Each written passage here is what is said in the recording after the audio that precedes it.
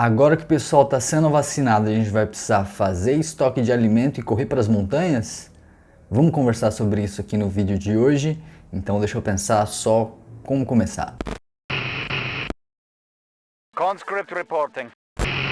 Oi, bem-vindo! Meu nome é Felipe Curvelo e hoje a gente fala de crise. Será que a gente está à beira de uma crise mundial vindo por aí? Queria te pedir só para deixar o seu like, se inscrever no canal, isso ajuda muito a mensagem a chegar em outras pessoas e o canal a crescer. Então vamos pensar em algumas coisas aqui.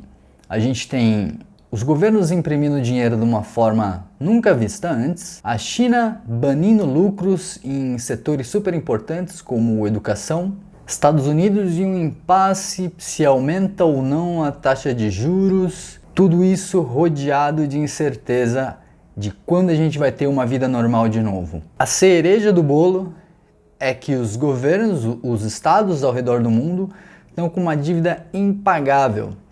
Eu não estou aumentando aqui não. A dívida mundial ela é impagável. Não tem como, em nenhum esforço durante anos, a gente conseguir fazer com que essa dívida seja paga. Aqui no Brasil não é diferente. Nossa dívida já é mais do que 80% do PIB e a tendência é que isso aumente, chegando em cenários como 100% ou quem sabe até 200%, como alguns países por aí. Mas por mais que a nossa situação não seja tão boa, não é o Brasil que dita as regras do mercado mundial, e sim os big players, como por exemplo os Estados Unidos. Se a gente olhar os gráficos da Bolsa norte-americana, vai ver que ela está nas suas máximas. Se você pensa que isso é positivo, deixa eu te apresentar um conceito. Chama ciclos de mercado. Os ciclos de mercado ditam que você tem um desenho natural do gráfico que é dividido em fases. Cada fase representa um sentimento. Se fosse para adivinhar qual fase a gente está hoje, eu diria que é algo em torno entre excitação e euforia. Falando em sentimento, tem alguns indicadores que inclusive medem isso.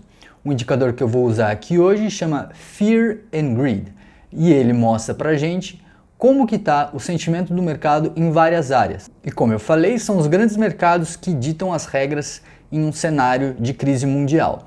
Então vamos olhar esse sentimento dentro da Bolsa de Valores norte-americana. No momento de mercado, a gente está num cenário atual de greed, que traduzindo quer dizer ganância. Então você tem as pessoas otimistas, as pessoas entendendo que o mercado vai subir mais, mas se você descer mais nos outros indicadores, todos estão ou um cenário neutro ou um cenário de medo. Então tomando aqui como exemplo, você tem Stock Price Strength, está em Extreme Fear, que traduzindo grosseiramente quer dizer que a força do preço dentro desse cenário de mercado está em medo extremo.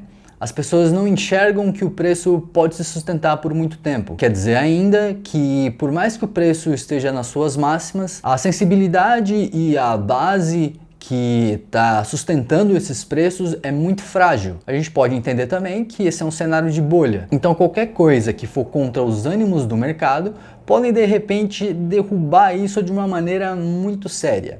Tá, mas e quando isso vai acontecer? Eu não sei. E ninguém tem como saber. A única certeza é que ela virá. Se fosse para chutar algum cenário desse tipo, eu acho que a gente ainda tem um certo respiro pela frente, já que está todo mundo falando de crise. Você vê Robert Kiyosaki, autor do Pai Rico, Pai Pobre, você vê o Primo Rico, tá todo mundo falando que a crise é iminente. E nesse cenário, geralmente, a crise não vem tão cedo. Ela vem quando ninguém espera, quando está todo mundo otimista e achando que o mercado vai decolar e que as coisas vão ser melhores para sempre e por aí vai. Então acho que a gente deve ter mais ou menos entre 1 e 2 anos de alívio e de otimismo. Então em algum momento, algum fato relevante vai simplesmente estourar a bolha e ela pode só desinflar e os efeitos disso vão continuar por um longo tempo. Ou ela pode estourar e daí tudo vem à ruína abruptamente. E daí mais uma vez a minha opinião. Eu acho que a próxima crise, ela não vai ser tão drástica. Porque os governos eles vão fazer igual eles fizeram nas últimas crises, de uma maneira inclusive até mais ferrenha, injetando dinheiro e incentivando as pessoas a consumir. O maior problema, na minha opinião, vai ser a próxima da próxima crise. Porque eu imagino que em algum momento o dinheiro que a gente utiliza hoje, ele vai perder valor, já que as pessoas vão parar de confiar nele. Então isso deve causar uma crise institucional que vai fazer com que as pessoas corram para ativos que não estão lastreados em papel colorido. Mas de verdade, acho que não vale a pena perder nenhum fio de cabelo com isso, já que isso ainda deve demorar e a gente deve se preocupar muito mais com a próxima crise, com a crise que está por vir. Então, pensando nisso, quais são as atitudes que eu estou tomando para proteger o meu patrimônio da próxima crise que está por vir? Acima de tudo, eu estou diminuindo consideravelmente minha exposição nas bolsas de valores, tanto daqui quanto dos Estados Unidos. Mas eu estou fazendo isso aos poucos, já que você tem uma limitação de valor para ser vendido durante o mês, para não pagar imposto sobre isso. E com o dinheiro dessas vendas, uma pequena parte eu coloco num fundo emergencial, porque nunca sabe o tipo de crise que você pode ter.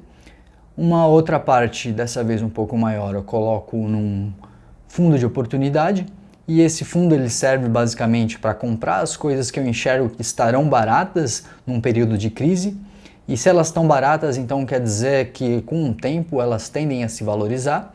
E no longo prazo isso vai fazer com que o meu patrimônio aumente. E a minha maior posição hoje, na minha carteira no geral, está sendo em comprar criptoativos, já que eu enxergo que eles estão numa situação muito descontada hoje, tendem a se valorizar muito com o tempo, ainda mais nesse cenário conspiracionista que eu falei para vocês, de que a nossa moeda não deve valer absolutamente nada. E desse jeito eu enxergo que eu estou minimizando os impactos de uma crise dentro do meu patrimônio.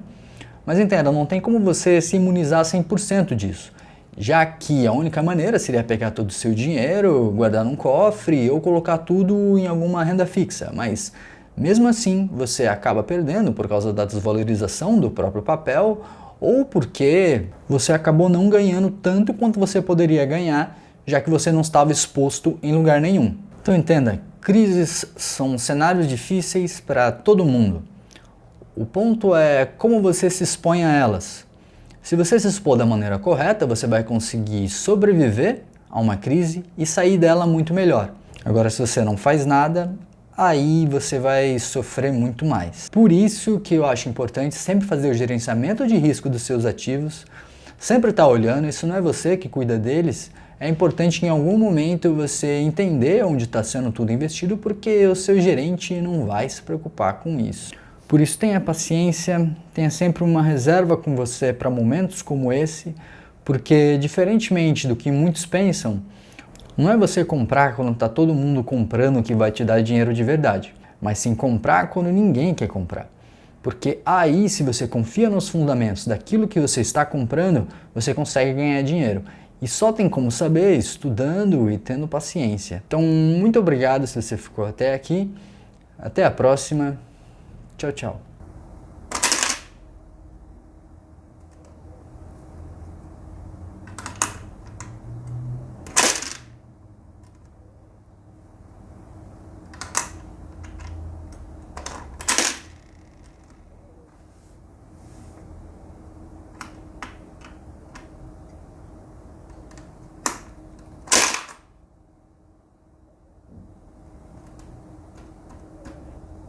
Acho que eu tô pronto.